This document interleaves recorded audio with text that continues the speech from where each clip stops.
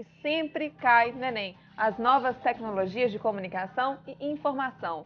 E para falar desse assunto super atual, estão aqui os professores de Filosofia, Sociologia e Português e Redação. Aproveite a companhia dos nossos professores de plantão.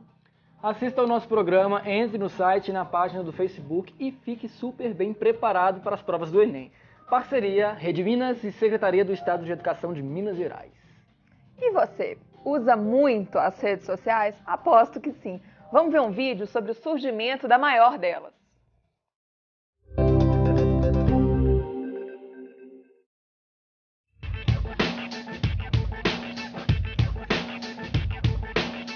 Acredite, o Facebook surgiu em 2004 como uma brincadeira de estudantes na Universidade de Harvard, nos Estados Unidos.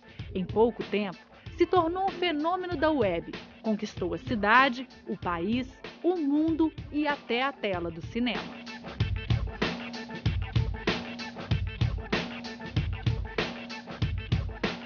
Aos 27 anos, Mark Zuckerberg, o criador do Facebook, passou a integrar a lista das pessoas mais ricas do mundo. O patrimônio pessoal do jovem é de 28 bilhões de dólares. E a página do Facebook, com apenas 8 anos de vida online, pasmem, vale quase 4 vezes mais.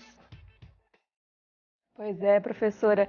E aí? A senhora que usa também as redes sociais, essa questão que não tem muito público e privado, como é que é isso? É uma questão que temos que enfrentar, né? Que são os benefícios que temos. Na verdade, essa invasão não tem como cercar, né? Não tem. As pessoas é que precisam de tomar cuidado para não expor tanta coisa e não se expor tanto. Mas, à medida que esses instrumentos, essas ferramentas vão crescendo, evidentemente, também vai crescer essa exposição. E fora que tem um histórico, né? Aquela informação vai ficar ali para 10 anos depois. Numa entrevista de emprego, por exemplo, jogou o seu nome lá. Exatamente, né? Isso é um cuidado que as pessoas têm que ter. Porque, mas por que conseguiu? Conseguiu porque estava em algum lugar, né? Então as pessoas, realmente, igual você lembrou, é um registro que fica, né? E fica por muito tempo, e as pessoas têm acesso, e cada um interpreta ao seu jeito, né? E cada um lê isso ao seu jeito. Então, essas relações público-privado, também eu diria que, para argumento do aluno do Enem, é uma nova tensão que vivemos hoje. E tem uma questão que eu julgo muito oportuna. É óbvio que a gente não está com bola de cristal para dizer o que vai cair no Enem. Não, Embora provável. a gente tenha tido sorte, pelo menos nos programas de 2011, né? Muitas das nossas temáticas foram tratadas. Mas essa questão, volta à questão da ética na internet, a ética na informática, é uma questão muito forte, normalmente cai. Porque a gente tem temas que são atuais. Por exemplo, a questão do Assange, daquele do Wikileaks, né? Que já vem do ano passado, mas permanece esse ano. A questão dele, uma prisão domiciliar, né? O porquê da questão dele ser uma questão ética tão séria? Ele está expondo dados que eram dados confidenciais. Exato. E essa questão, então, do público, do privado, do que é do governo, do que é das pessoas, é uma questão importante de discussão. Né? E nesse momento acabou de esses limiares, aliás, os limites acabam também não acontecendo. Quer dizer, o que é público, o que é privado? É uma questão. Uma discussão sociológica, né, professor? Claro, e tem várias dimensões, né? Você lembrou aí a questão do Wikileaks, quer dizer, quando a gente fala de público e privado, agora já entra também a questão do Estado, né? Não é só do público no sentido clássico, a questão do Estado. E essa é uma questão que, do ponto de vista de alguns estados, é uma questão premente, complicada, né?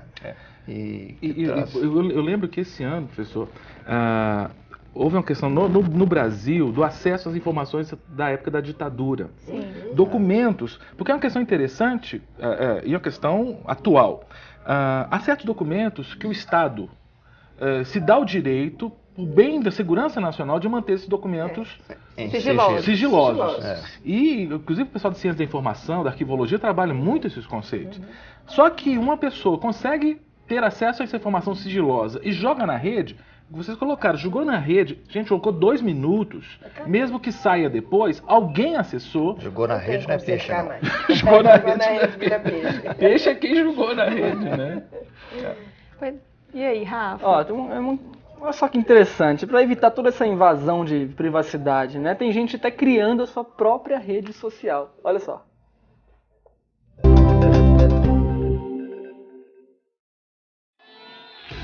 Mas nem todos estão dispostos a fazer parte de redes tão poderosas e controladoras como as que dominam o mercado atualmente.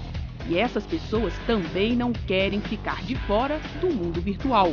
A solução é criar a sua própria rede social. O Klaus é o criador do Smear, um software livre. Com ele, o usuário cria e administra sua própria rede social.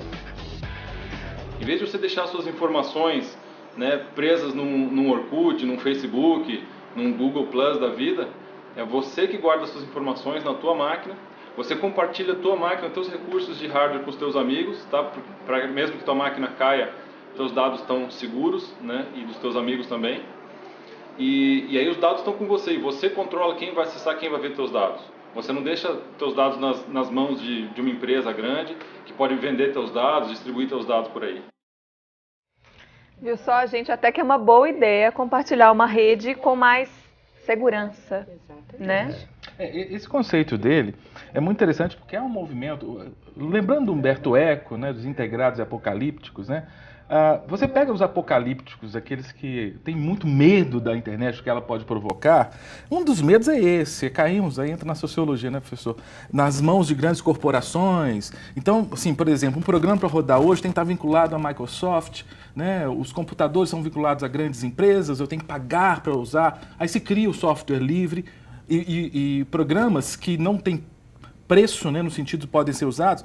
Por outro lado, o que ele colocou? Então você guarda seus dados na sua máquina e compartilha com seus amigos. Mas tem um conceito que faz poucos anos que surgiu, que é o conceito de nuvem, que é muito interessante. Quer dizer, os seus dados não estão presos à sua máquina, não é, no seu hardware. Eles estão numa nuvem. Né? E é um conceito interessante, por quê? Porque você acessa seus dados onde você estiver. E hoje, como a internet alcança o mundo inteiro, eu não preciso mais de ter um pendrive. Antigamente a gente tinha disquete. Existia disquete, gente. Era um negócio em preto, assim, que a gente levava. CD, né? Então hoje a nuvem é um conceito interessante, né? Essa nuvem do conhecimento digital, né? Agora, tem uma questão interessante nisso aí, que vale a pena a gente refletir nessa mesa, que é a questão da interação. Todas as questões da mídia, né, digital, das redes, tem como foco as interações humanas, de como que tudo isso muda o modo de eu me relacionar com as pessoas. Se antes eu me relacionava com elas face a face, ou ouvindo a sua voz, hoje eu me relaciono via esses instrumentos que a mídia nos traz. E um dos estudos feitos sobre isso levanta a questão do isolamento. Quer dizer, você está se conectando com as pessoas, com o mundo inteiro, mas você está dentro da sua sala. Você não sai daquele ambiente. Então, se por um lado você tem, né, que é são os paradoxos, né? Se por um lado você se relaciona com uma porção de pessoas, mas você está ali dentro, sozinho, não é? É ao mesmo tempo amplo e ao mesmo tempo fechado. Esse caso desse vídeo que a gente acabou de ver é um exemplo. Quer dizer, eu tenho os meus amigos, eu quero me relacionar com esses daí e não quero me relacionar com outros. Quer dizer, ele está cuidando de uma questão que é privar os seus dados e, ao mesmo tempo, fechando as novas relações, as novas pessoas. Eu acho que essa reflexão ela é muito importante para nós, para vocês que vão fazer uma prova do Enem. Quer dizer, as interações humanas mudam fortemente face a esse quadro digital. Pode haver um pouco de segurança. Sim. À medida que aumenta a sensação de segurança, as minhas relações acabam sendo virtuais, que eu não tenho que sair de casa. Exato. Né? Professores, eu tenho mais uma questão quentíssima para o Enem, pessoal, principalmente para português e redação. Como que as novas tecnologias impactaram a linguagem?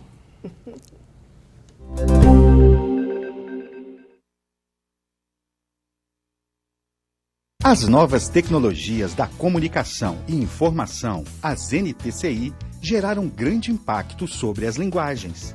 Surgiram novos espaços discursivos onde circulam novas linguagens. Antigamente, a linguagem estava circunscrita a espaços privilegiados de cultura, como livros e jornais. Aos poucos, foi ganhando espaços como a TV, o cinema e as ruas. Hoje, a linguagem está em todos os lugares, graças principalmente aos suportes digitais. Eles trouxeram mudanças significativas nas maneiras de ler, de produzir e de fazer circular textos na sociedade. Nos meios digitais de comunicação, como os blogs, chats, e-mails e portais, surgiram novos gêneros textuais, rompendo com esquemas convencionais e gerando a hibridização. Textos híbridos são aqueles que fundem palavras, ícones, imagens e símbolos. A evolução das tecnologias de comunicação e informação e a evolução do uso delas como ferramentas interativas fazem com que o leitor seja desafiado constantemente a desenvolver novas habilidades de leitura. Por exemplo, no ambiente digital, a linearidade comum na leitura do texto impresso esbarra na versatilidade e na interatividade próprias do hipertexto e suas conexões. Se o discurso é fragmentado, precisamos ser mais que leitores.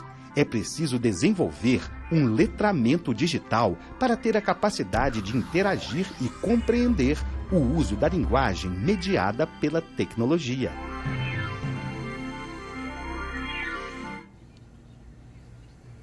Pois é. E aí, professora Leiva, como é que isso pode cair na prova, essa questão do letramento digital? Sim. As questões sobre o letramento digital, é importante que se tenha clareza desse conceito, né? Quer dizer, letramento ou multiletramento, nós temos usado mais o multiletramento, que significa a capacidade de eu saber ler, faça isso tudo que se disse aqui. Tem se cobrado, por exemplo, a identificação e a concepção desses diferentes gêneros e diferentes espaços, como o que é chat, o que é Twitter, o que é... Agora, vale a pena lembrar uma questão, que é a questão linguística, né? A linguagem, ela mudou muito, então a diversidade linguística é muito grande, e a questão do letramento digital. A gente vai continuar falando do letramento digital, então tá, mas essa é exclusiva para quem está assistindo a gente na internet, porque o programa na TV está acabando. Sábado que vem tem mais Plantão Enem ao vivo, com os professores de matemática, física e química. Como a Flora disse, não acabou não. O programa continua no site do Plantão Enem e no Facebook. Acesse e continue com a gente por mais 30 minutos. Mais meia hora de conversa com os professores de plantão. A gente se vê lá. Tchau, tchau, gente. Até mais. Continua, viu, professora? A gente continua.